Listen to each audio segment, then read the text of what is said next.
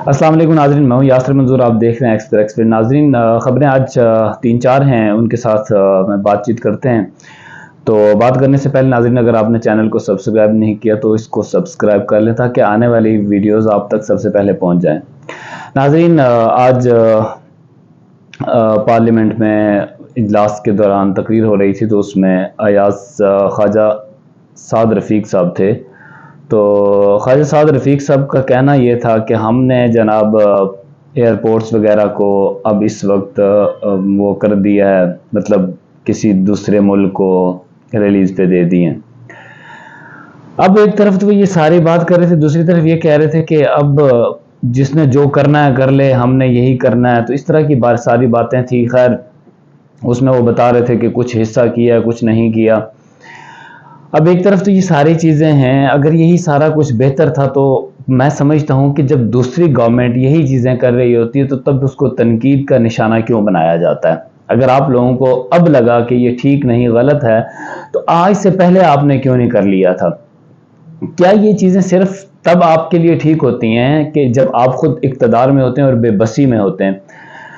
तो हैरानकुन बात ये होती है कि आप इस चीज़ को इतना क्लियरली आके बताते हैं और लगता ऐसे है कि जैसे आप लोग कोई एजाज़ का काम कर रहे हैं, जिसके एवज़ आपको कोई तमगा इम्तियाज़ मिलना चाहिए। IMF के साथ आपने डील की तो उसमें भी आपने का यही कहना था।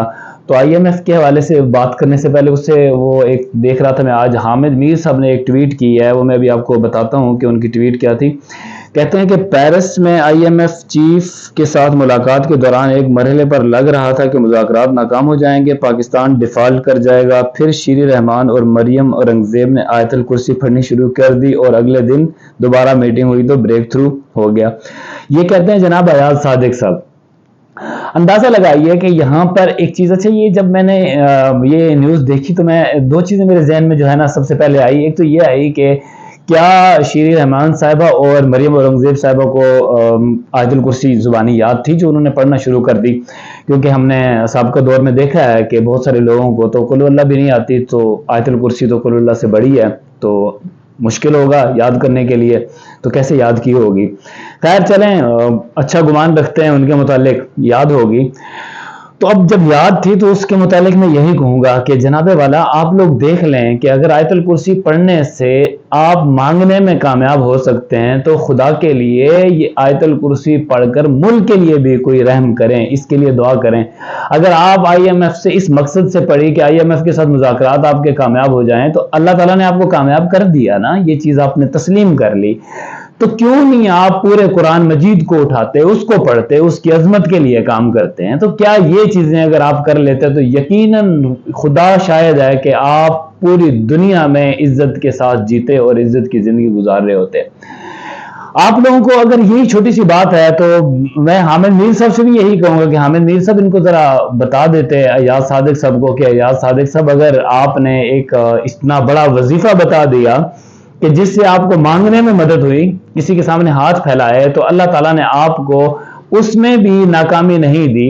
तो अगर यही चीज़ें आप इनको अपने इस्लाम के लिए, अपने मुल्क के लिए अगर आप आकर यही कुरान मजीद पूरे के पूरे यहाँ पढ़े जाते हैं, तो आप पढ़ें तो इसलिए पढ़ें ना कि मुल्क को तरक्की के रास्ते पे लेके जाना है, मुल्क को जितने भी ये मसाइल का सामना है तो इसके लिए पढ़ें ना, अल्लाह ताला से दुआ करें। अगर तब आपने पढ़ी, अब अल्लाह ताला ने आपको तब मदद से नवाजा, तो यकीनन ये अब भी अल्लाह ताला जरूर नवाजता है। हमारा ये यकीन है और यकीन होना भी चाहिए।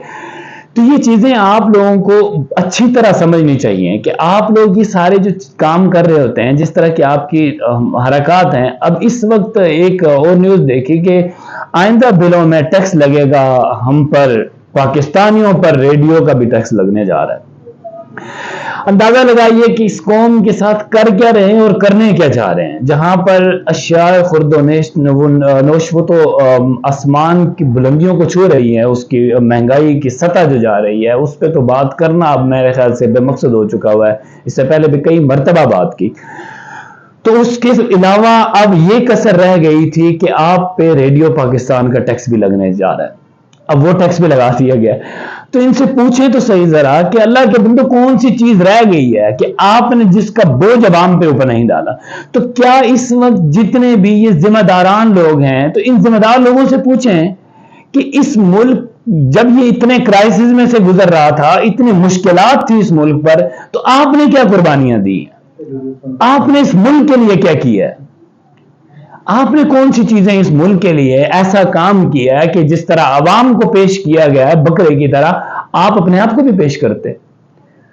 پتہ چلتا کہ آپ بھی اس ملک کے لیڈر ہیں، آپ بھی اتنا ہی درد رکھتے ہیں جتنا ایک عام آدمی رکھتا ہے، لیکن ہمیں یہ درد نہیں نظر آیا، عام آدمی کو یہ درد آپ میں نہیں نظر آیا، یہ تکلیف آپ پہ نہیں دیکھی۔